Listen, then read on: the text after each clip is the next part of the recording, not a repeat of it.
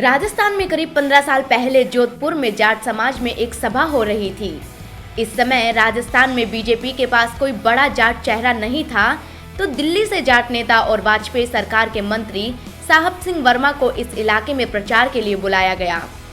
वे जोधपुर की इस सभा को भी संबोधित करने जा रहे थे, लेकिन वर्मा समय पर नहीं पहुंचे तो भीड़ छंटने लगी और उस वक्त ऐसा कोई वक्ता नहीं था जो भीड़ को बांध सके। इतने में राजस्थान यूनिवर्सिटी का एक छात्र नेता मंच पर पहुंचा और उसने भाषण से समा बांध लिया।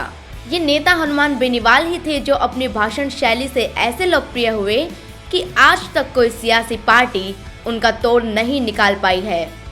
इस बार राजस्थान के चुनाव में उन्हें तीसरे मोर्चे का बड़ा चेहरा माना जा रहा है। आइए आपको बताते हैं कि राजस्थान में बेनीवाल का क्या महत्व है। कांग्रेस और बीजेपी के धुर विरोधी रहे बेनीवाल एकमात्र ऐसे नेता हैं जिनकी राजनीतिक पहचान कोई दबा नहीं सका। राजस्थान यूनिवर्सिटी के प्रेसिडेंट रहे खींवसर विधायक हनुमान बेनीवाल की पैदाइश नागौर में हुई। छात्र राजनीति से पॉलिटिक्स में कदम रखने वाले बेनीवाल ने राजनीति की शुरुआत में बीजेपी ज्वाइन की थी, लेकिन 2010 में उन्होंने खुलेआम अपनी ही पार्टी के नेताओं को भ्रष्ट करार दिया और कांग्रेस बीजेपी की सांठगांठ होने के आरोप लगाते हुए अपनी ही पार्टी के खिलाफ मोर्चा खोल दिया और बीजेपी भी छोड़ दी। इसके बाद बेनीवाल 2013 में अपने विधानसभा क्षेत्र खींवसर से निर्दलीय प्रत्याशी के रूप में फिर पर्चा भरा और मोदी लहर के असर के बावजूद भी रिकॉर्ड मतों से जीत हासिल की। बेनीवाल नागौर, बाड़मेर, बीकानेर, सीकर और जयपुर जिलों में 5 सफल हुंकार रैलियों का आयोजन कर चुके हैं, जिनमें जुटी लाखों की भीड़ की गूंज दिल्ली तक सुनाई दी थी।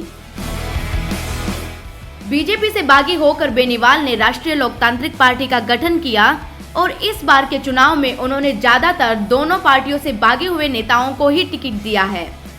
भाषण देने में माहिर बेनीवाल की रैलियों में आने वाली भीड़ को देखकर दोनों सियासी पार्टियों को दिक्कत महसूस हो रही है।